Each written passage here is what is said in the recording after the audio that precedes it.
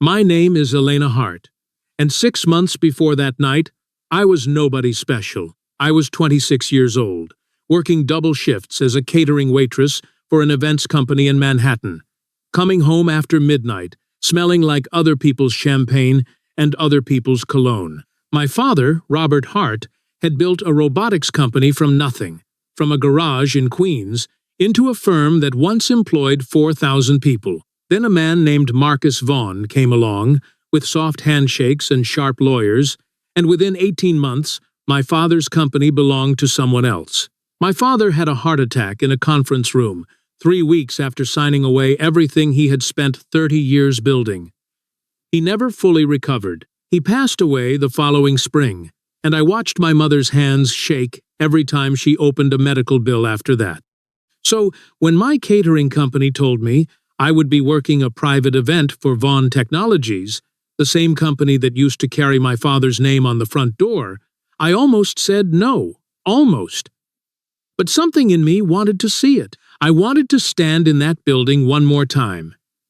Even in a black apron, even as invisible help, just to remember what we had lost, and maybe, quietly, to look for answers about how it had really happened. What I did not expect was to fall into the middle of the biggest scandal Manhattan high society had seen in years, or to find out that the man standing near the bar, the one everyone whispered about but almost nobody had ever actually met, already knew exactly who I was.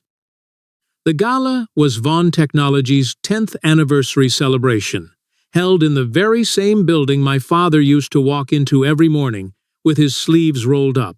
The ballroom had been transformed. Crystal chandeliers, ice sculptures shaped like the company logo.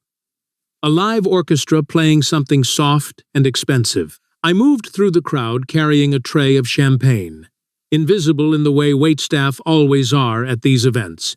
A uniform instead of a person. Marcus Vaughn stood near the center of the room, holding court, laughing too loudly at his own jokes, his hand resting possessively on the waist of a woman in a shimmering red gown. That was Bianca Calloway, his girlfriend, of 2 years. A woman known less for anything she had built, and more for the size of the rock on her finger and the venom of her tongue whenever a camera wasn't pointed at her. I kept my head down. I refilled glasses. I smiled. The practiced, empty smile every service worker learns fast. And, for a while, it worked. Nobody looked at me twice. Then a man in a charcoal suit approached the bar where I was restocking glasses, and he looked directly at me. And something in his eyes told me he wasn't seeing a waitress at all. "Elena?" he said quietly. Not a question, a fact. My stomach dropped. I hadn't given anyone my name that night. I hadn't worn a name tag. I stared at him. And slowly, painfully, I recognized the face underneath the years, underneath the expensive suit and the confident posture that hadn't existed back when he was just a scholarship kid. My father used to mentor after school, a kid who used to eat dinner at our kitchen table twice a week, because his own house had nothing warm in it. Adrian Cole. The boy my father had believed in before anyone else did. The boy who had once told me, sitting on our fire escape at 17 years old, that someday he was going to build something so big that nobody would ever be able to take it away from him, the way people take things from families like ours. He had done exactly that. Quietly, without headlines, Adrian Cole was now one of the most powerful private investors in the country. A man who avoided cameras and interviews, a man most of Manhattan had heard of, but almost nobody in that room had actually met face to face. And he was standing in front of me holding a champagne glass I had just poured, looking at me like 6 years hadn't passed at all. "What are you doing here?" I whispered. "I could ask you the same thing," he said. And for the first time that night, I saw something soften in his face. "I've been looking for you for 2 years, Elena. Ever since your father passed. I didn't know where you'd gone." I didn't have time to answer him because that was the exact moment Bianca Calloway noticed us talking, and something dark crossed her face. She crossed the room in her heels, like a woman on a mission, wine glass in hand. her smile sharp as a blade. "Is there a problem here?" she asked, looking at me the way you'd look at a stain on a white carpet. "No problem," Adrian said evenly. "Elena and I are old friends." Bianca laughed, a short, cruel sound. "Old friends, with the help." She said the word help the way other people say something dirty. "Sweetheart, I don't know what fantasy you're running here, but Adrian Cole does not have friends who serve drinks for a living." The room around us had started to notice. A few heads turned. I felt my face burn. But I stayed quiet, because in that world, silence is armor. Adrian opened his mouth to say something, but before he could, Bianca reached out and grabbed my arm, hard, pulling me a step closer to her, closer to the cameras that were always somewhere in that room. "Let's clear something up right now," she said, loud enough for the tables nearby to hear. "This is a private event for people who matter, not for whoever they hired to carry trays." I tried to pull my arm back. She didn't let go, and in the struggle, her manicured nails caught the delicate seam at my shoulder, the cheap fabric of my uniform dress tearing straight down the side with a sound that seemed to echo off the chandeliers. The room fell silent. I stood there for one long, unbearable second, half exposed, humiliated, in front of 300 strangers, while Bianca Calloway looked at me with something close to satisfaction, like she had just put a piece of trash back in its place. "Oh," she said, not even bothering to sound sorry. "Careful. Wouldn't want to embarrass yourself further." She turned to the nearest security guard with a flick of her wrist. "Get her out of here, now, and make sure she's fired. I don't want her name anywhere near this company again." I felt tears sting my eyes, not from the pain in my arm, but from the sheer humiliation of being spoken about like I wasn't even a person standing right there. I had lost my father to this company. I had lost everything my family built to a hostile takeover. Most people in that room probably didn't even remember, and now I was being thrown out of the building that used to have my father's name on the wall, torn dress and all, because a woman in a red gown decided I didn't belong. That was when everything changed. "No one is touching her," Adrian said. His voice wasn't loud, but it cut through the room like ice cracking on a lake. Every conversation near us died instantly. Bianca turned, still smiling, clearly assuming she had an ally in the most powerful man in the building. "Adrian, don't be ridiculous. She's staff. She's the daughter of Robert Hart," Adrian said. "The man who built this company from a 200-square-foot garage into the business that made every single person in this room rich enough to be standing here tonight." Gasps. Actual audible gasps rippled through the crowd. Marcus Vaughn, who had been laughing with a group of investors 20 feet away, went pale and started walking toward us fast. "And," Adrian continued, reaching into his jacket and pulling out a phone, "she's also the reason I've spent the last 8 months quietly acquiring a controlling interest in this company's outstanding shares." The silence that followed was the loudest silence I had ever heard. "What are you talking about?" Marcus said, his voice cracking slightly, all the polish gone from it in an instant. "You're an investor, a silent partner. You don't have voting control." "I do now," Adrian said. "As of 11 o'clock this morning. 51%, Marcus, which means, effective immediately, I have some decisions to make about leadership."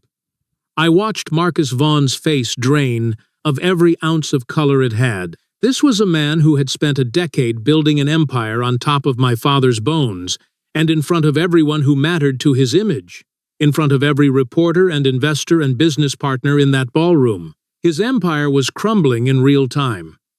"You can't do this in front of everyone," Bianca said, her voice suddenly less confident, glancing around at the phones that had quietly started recording.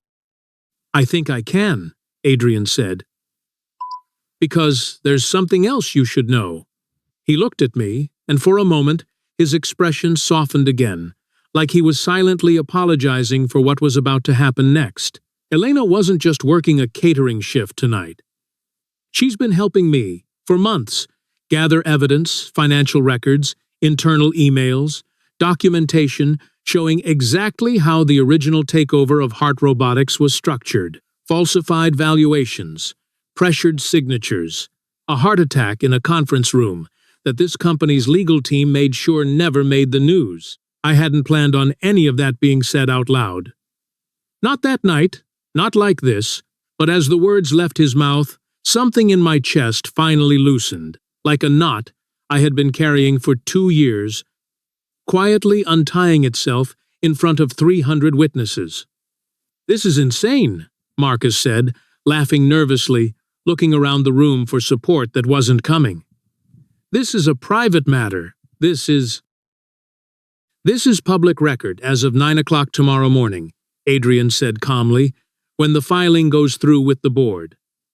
But I thought Elena deserved to hear it, announced somewhere a little more meaningful than a boardroom, somewhere with a little more poetry to it. He looked around at the chandeliers, the ice sculptures shaped like the very logo that used to belong to my family. Somewhere like this room, actually. Bianca still hadn't let go of the fact that I was standing there in a torn dress, and something about the total collapse of her authority in that moment seemed to make her desperate. "None of this changes what she is," she snapped, gesturing at me like I was an inconvenient piece of furniture. "She's still a waitress, whatever games you two are playing.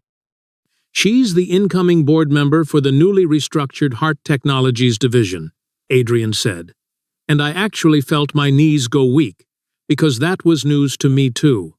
Apparently something Adrian had decided in the last 30 seconds, or maybe something he had been planning for months, and simply hadn't told me yet.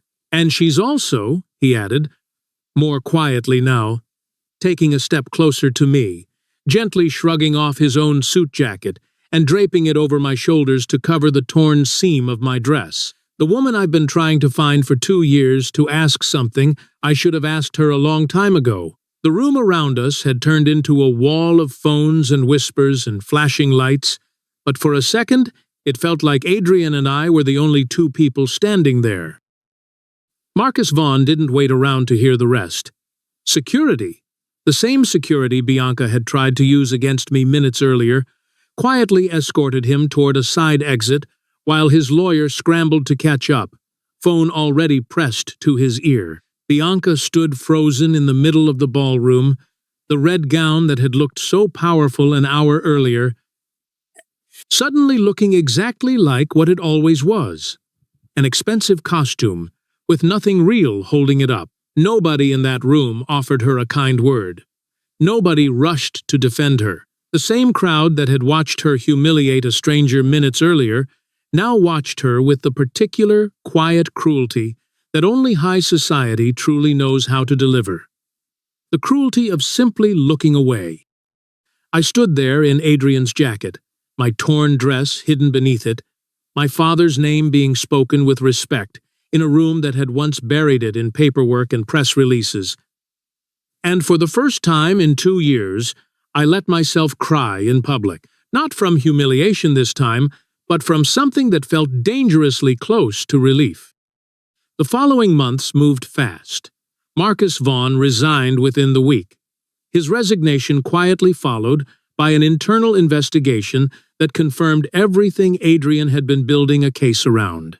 The company was restructured. My father's name went back on a wing of the building, this time in bronze letters, that would not be taken down by lawyers or by hostile boardrooms. Bianca Calloway's face, once splashed across society pages for her jewelry and her parties, became instead a viral clip online. The woman who tore a stranger's dress at a gala without knowing she had just publicly humiliated the daughter of the company's true founder, moments before losing everything herself.